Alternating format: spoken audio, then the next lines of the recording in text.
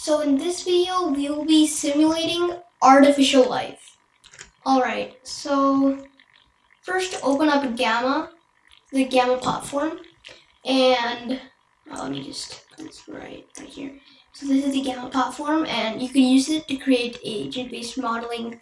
You can just create agent-based models in it, and so to simulate artificial life, we can use Cellular Automata, and we could use John Conway's, I think. So this is one of the example models.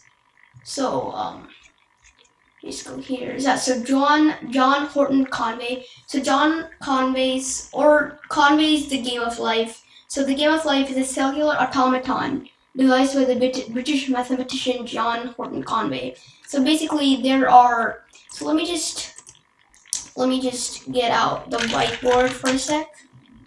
So basically there's a grid, right? So there's a So basically there's a grid. So for example, there's a grid, right? There it is. So basically this grid, so there is so there are cells in this grid basically.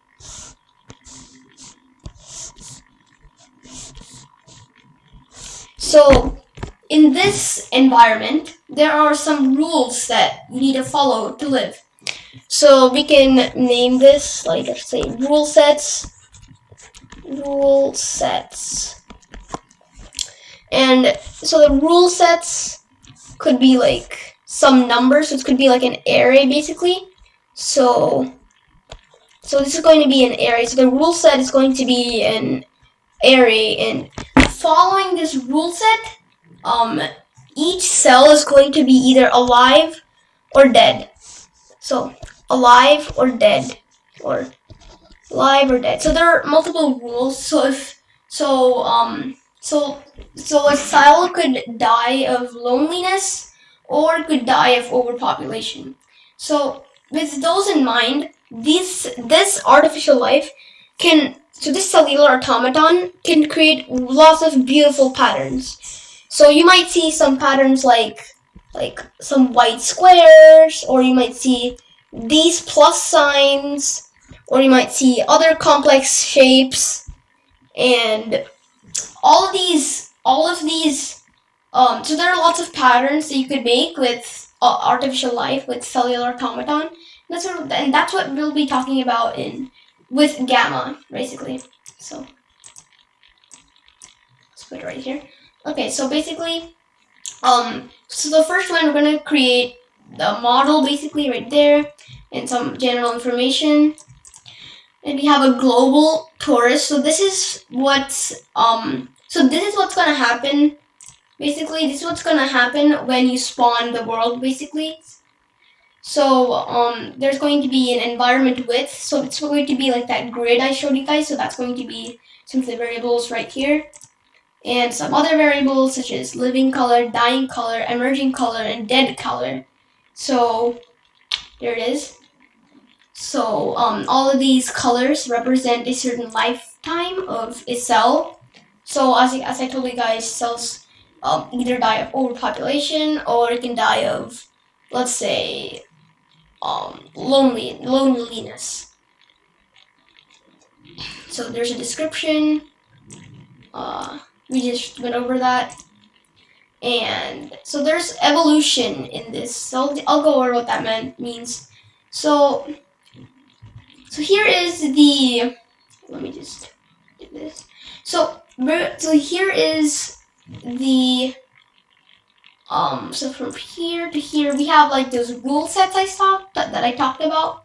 So Boolean to know if it's a living or dead cell, and random 100 and stuff like that. And we have, so if it's alive, then you put the living color, or if not, then you put the dead color basically. So this is Gamel. So this language is called Gamel. So it might look kind of weird for you guys because it's like a separate programming language. It's like a separate scripting language for agent-based modeling. So then we have the evolution part. So it's an action, and so we create a variable for the neighbors that are alive, and then so if they're alive, then new state. So that if the number of living respect the conditions, the cell is still alive. So the conditions are the rule sets that I talked about and stuff like that. And then we have a behavior, so alive, new state. So this is the action to update the new state of the cell.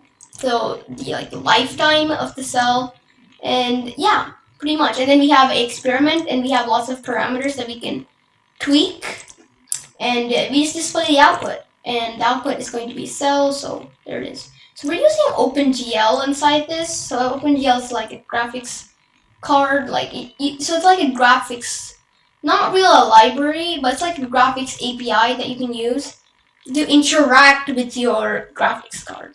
So we're gonna use OpenGL to do that. So I have an Intel Core a processor. So every single processor manufacturer has their own version of OpenGL. So yeah, let's just simulate this and see how it is. So here we have the colors. We could tweak these, but I'm not going to. Just gonna leave them all the same.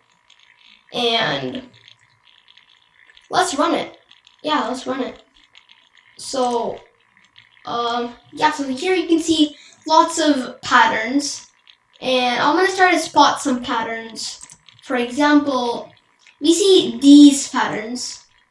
So these patterns are like what's called a boat, I think.